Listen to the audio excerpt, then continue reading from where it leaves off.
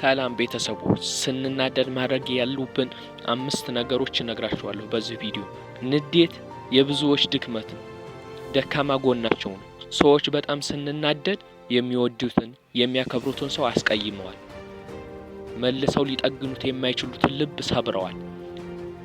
ንዴት አስከፊነቱ መጀመሪያ ከሰዎች ጋር ያለህን ግንኙነት ያበላሻል፣ መጥፎ ስም ያሰጣል። እሱኮ መጥፎ ነው ሲናደድ የሚያደርገውን አያውቅም ትባላለህ። ከዚያ ደግሞ አንተ ራስህን እንድትወቅስ ያደርጋል፣ ራስህን እንድትጠላው ያደርጋል፣ ራስህን እንድትወቅስ ያደርጋል። ለዚህ ነው ቻይኖች እንዲህ የሚሉት አንድ ንዴት በስግስት ካሳለፍከው 100 ጊዜ አታዝንም ይላሉ። ስትናደድ እኮ የሚያሳምን ምክንያት ሊኖርህ ይችላል። የልብ የቅርብ ሰው የምትለው ሰው ሐሳብህን ስላልተረዳ ይሆናል፣ ውስጥ ያለውን እውነት ስላላየ ይሆናል። በፍቅር ግንኙነት፣ በስራ፣ በማንኛውም ከሰዎች ጋር ባለህ ቅርበት እነርሱ ጋር ሊሆን ይችላል ችግሩ። አንዳንዴ ደግሞ ከአንተ አቅም በላይ የሆነ ነገር ሊያበሳጭህ ይችላል። አንዳንዴ ደግሞ በጣም የሚያስቀው አንተ ተናደህ ግን ምክንያቱን አታውቀውም። ሰዎች ለምን እንደተናደርክ ሲጠይቁ መልስ የለህም።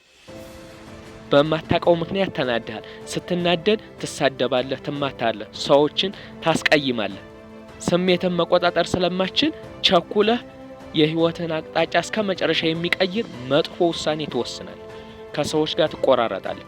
ወይ ደግሞ አንዳንድ ሰዎች ስንናደድ አንናገርም፣ ጸጥ እንላለን። የሆዱን በሆዱ ያደርጋል። ውስጡ እየተቃጠለ ዝም ብለህ ታሳልፋለህ። ለሰዎች መናገር አትፈልግም። ብዙ ሰዎች በንዴት ምክንያት የጨጓራ በሽተኛ ሆነዋል። የልብ ህመም፣ ደም ግፊት ይዟቸዋል። ጤናቸውን አበላሽተዋል፣ ዝም በማለታቸው በውስጣቸው በመያዝ ብቻ። ታዲያ ምንድነው መፍትሄው ካልካይ ኢሞሽናል ኢንተለጀንስ ወይም የስሜት ብስለት እንዲኖርህና ስትናደድ ራስን መቆጣጠር እንዴት እንደምችል በ5 መንገዶች፣ ቀላል መንገዶች እነግራችኋለሁ በዚህ ቪዲዮ። ለቻናሉ አዲስ ከሆናችሁ ሰብስክራይብ አድርጉ። ቪዲዮውን ከተመቻችሁ ላይክ አድርጉ። ቪዲዮውን እስከመጨረሻው እዩት። 5ኛው ደግሞ በጣም ወሳኝ ነው እምነግራችሁ። ወደ አንደኛው እንሂድ። በጥልቀት መተንፈስ። አንደኛው በጥልቀት መተንፈስ ነው።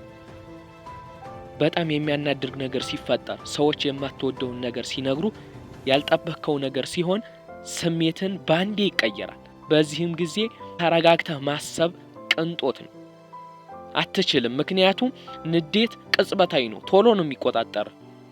የማሰብህ አቅም ይዘጋል፣ ቅንጭላት ይዘጋል። እዛው ስሜት ይቀየራል።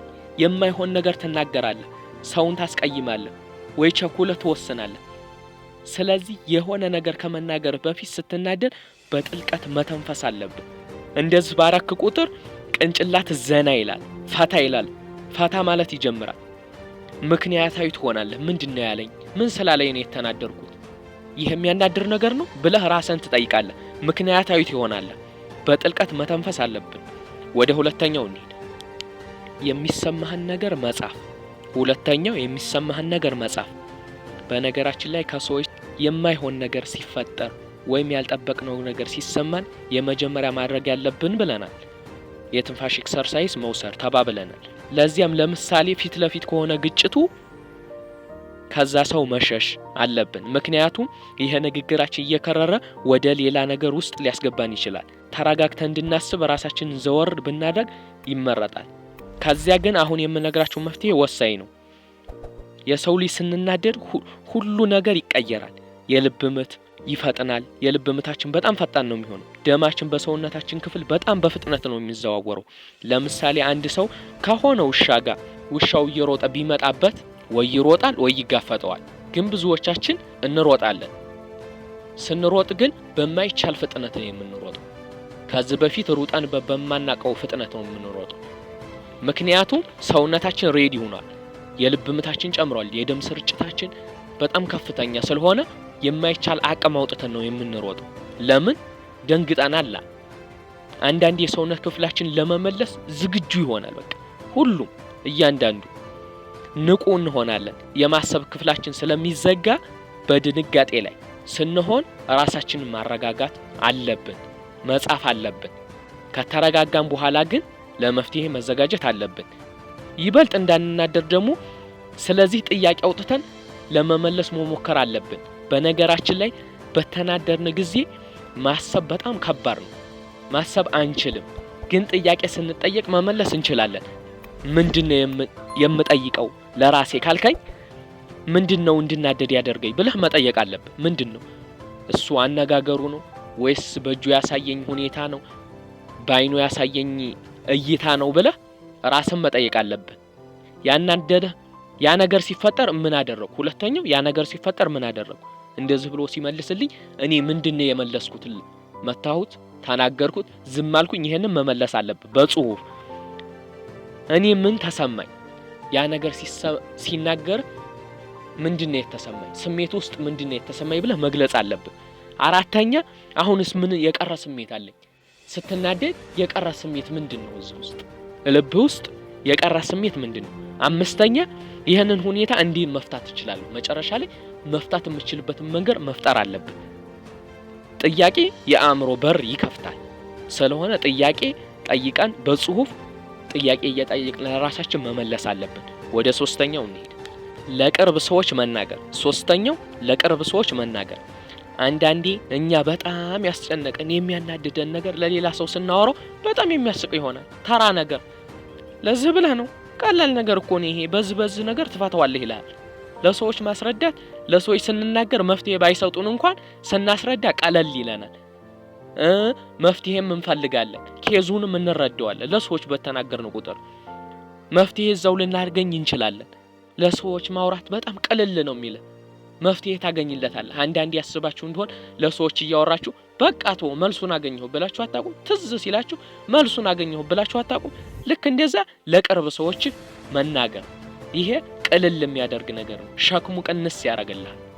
ወደ አራተኛው እንሂድ። ትኩረትህን መቀየር። አራተኛው ትኩረትህን መቀየር። አንዳንዴ በጣም የሚያናድደን ጉዳይ ከጉዳዩ በላይ የሰዎች ሁኔታ፣ የአነጋገራቸው መንገድ ይሆናል። እኛን የሚያዩበት ንቀት፣ የእጃቸውን ማወራጨት ይሆናል የምንናደደው። የሚናገሩት የድምጽ ለዛቸውን ንቆ የማየቱ ሊሆን ይችላል። ይህንን መቀየር አትችልም። ምክንያቱም አንድ ሰው የማየት የመናገር እጁን የማወናጨፍ መብት አለ። ይህን መቀየር አትችልም፣ ልትከለክለው አትችልም። ግን አንተ የምትችለው ትኩረትን መቀየር፣ አክሽኑ ላይ ሳይሆን ምንድነው የተናገረኝ፣ የተናደርኩበት ጉዳይ ምንድነው፣ እሱ ያለኝ ነገር የእውነት ያናዳል ወይስ ንቄ የማልፈው ነገር ነው ብለህ ነው ማሰብ ያለብህ። ወይስ መናደዴ ተገቢ ነበር ወይስ መናደዴ ተገቢ ነው ብለህ ነው መጠየቅ ያለብህ። ትኩረትህ ወደ ያለበት ነው ጉልበትህ የሚፈሰው ይባላል። አየህ፣ የአንተ ትኩረት ሐሳቡ ላይ ከሆነ በስነ ስርዓት ትመልሳለህ፣ መፍትሄ ትፈልግለታለህ። እጁ ማወናጨፉ አስተያየቱ ላይ ከሆነ ግን በጣም ነው የምትናደደው። እና ትኩረታችንን መቀየር አለብን። አክሽኑ ላይ ሳይሆን ንግግሩ ላይ መሆን አለበት። ወደ አምስተኛው እንሂድ።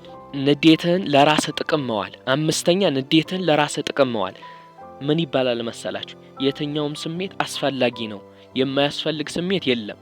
ደስታም ያስፈልጋል፣ ሐዘንም ያስፈልጋል። ደስታን የምታውቀው ሐዘን ካለ ነው። ለምሳሌ ጨለማን ያወቅከው ብርሃን ስላለ ነው።